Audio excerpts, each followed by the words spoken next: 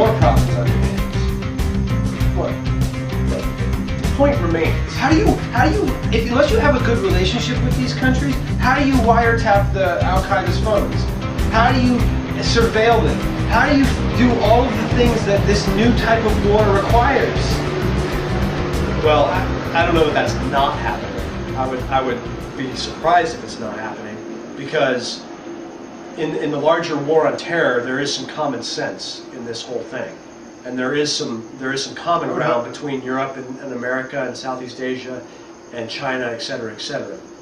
But just because they didn't want us to go into Iraq as grounds for not going into Iraq because we didn't get approval, when from our perspective, not only our strategic defense was at stake, but a lot of the world. Saddam Hussein was, we don't have to rehash this, but he was thumbing his nose at everybody. He was thumbing his nose at everybody. The United Nations Security Council, he was going, you know what, screw you guys, I'm calling your bluff, you're not going to do anything. Right? And I know you're not going to do anything. Sanctions, schmanctions. I got oil for food, whatever. So my people starve. What are you going to do about it? Who cares? How long are you going to let somebody like that go around? When you got a lot bigger issues like Osama bin Laden, I would have let it go on for a lot longer. If the perception is that the link or the potential link exists, dude, there was no potential link. There was no link. There was no potential link. There were lies. Don't misunderstand me. If the perception is that a link could develop, so you go into every country that there's a potential link that could develop? If they have weapons of mass destruction or potential for weapons of mass destruction, I would say that is the model that the Bush Doctrine set up. Which is why Iran is now a big question. Which is the end of the fall of the Roman Empire. As soon as the empire has the hubris to start saying, I'm going to go into every country that I think that you are, and I don't care whether that country, wants me there. I'm not going to try and be every country. Diplomatic. I don't care about diplomacy. It's not every country. It's the end of the empire. Give me a break. It's one country. It was one country. But you're talking about how we need to have a policy where if our national security is at risk and we need to have some influence in a particular region that happens to be, I don't know, Germany's, then we should have the ability to just go in and do it anyway. Well, that's a recipe for disaster. We've done it in the last 50 years. What?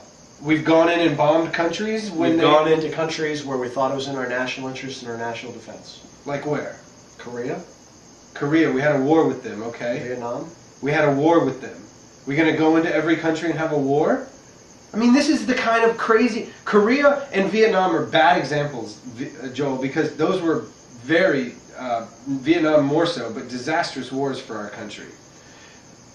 That's a different discussion, but... Right, but the point is, we can't do this, man.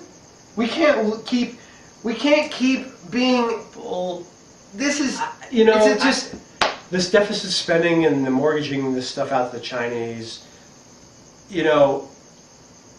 what it is... Well, honestly, how much of a problem is it, realistically?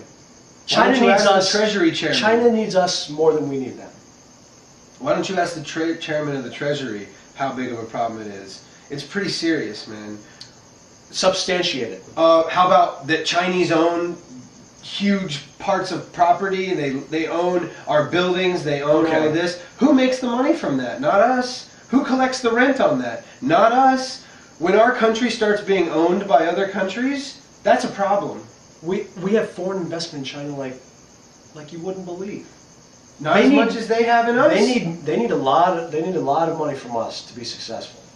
Yeah, they need a lot of foreign investment. Of course, there needs to be trade. There needs to be all of this. All I'm saying is it's lopsided. You are trading interdependence with China for our own national security, and at that level of interdependence with China for our national security. No dependence on China. Interdependence. We already had that. Interdependence. If we collapse, China's screwed. Well, duh. If the Roman Empire, as you say it, falls, China is screwed. I would not argue that now. Maybe 10 years ago. Economically, China is screwed. Maybe 10 years ago, but now we're not going to fall. We're not going to fall off the face of the earth. China is going to use us as our consumerism, feeds China's industrial power. They're going to use us until we don't have as much to give. And by then, they'll have 6 billion people that can do their own consumerism. And they're not going to need us eventually, man. I know you think they need us, but and now they do. But it's not going to be that long until they don't.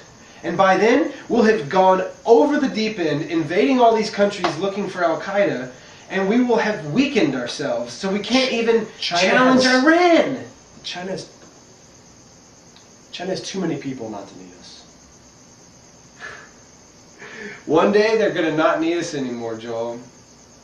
And that day is accelerated by our deep, deep debt that we are accruing. The whole global economy, the whole global concept is interdependence. Of course. And so it's not in anybody's interest for one particular area to fail. But it is. So, but what we are is it's ebb and flow. We are trading, going after our national security interests for decreased influence and interdependence. I'll give you that. I'll give you that. That's a hard call. That's a hard call. I think it's the right call because American lives are at stake. The Chinese aren't going to kill us. I know there's a lot of people in the Pentagon and the Defense Department that would argue that China is our next, Cold War threat. I don't think they are. I don't either. I think we're in agreement there. I think the threat that they pose is their economic power. They will need to sell goods in the United States just as much as they need us to use their labor. Yeah, but we're talking about like graph lines that are just going. We're going down and they're going up, and it's going to cross at some point. It's not like we're going to drop off the face of the earth. No, I know that, but the United States is a country of 300 million. The Chinese have 1.2 or whatever it is billion. Yeah, and the social issues, the social impacts of that. Imagine, particularly a communist state, how much money they spend domestically. It's not the same as how we run our economics. And if you look at China recently, they're capitalists, though, man. They're capitalist socialists. Yeah, capitalist communists. Capitalist communists, not socialist. Communists. Yeah. Okay. Capitalism is an economic model. Communism is a government model. Yeah. Okay. So they're getting the right part of the economic model. They figured that out, and now look at what they're doing. They're just shooting up. Well, everything in their country costs because of the people involved. Costs significantly more than it does in our country. When they build a dam, when they relocate people to get them away from natural disasters, everything is magnified in that country. Because of the number of people? Partially because of the number of people, but with the number of people, that ties to the money. Well, it's also magnified because they're still industrializing. They're still coming up they're still increasing the standard of living for their people. They're still doing all of this, especially in the rural areas. Infrastructure and all that stuff requires money. Of course. So what I'm saying is we're not spending money on our infrastructure. They're going to be spending a lot of money domestically. And so this perception that economically they already are a powerhouse, and they're going to continue to be a powerhouse. Right. And their influence will continue to expand, which is natural with a country with that many people. Sure, it is. But we're accelerating it, and we're. But my short answer is, so what?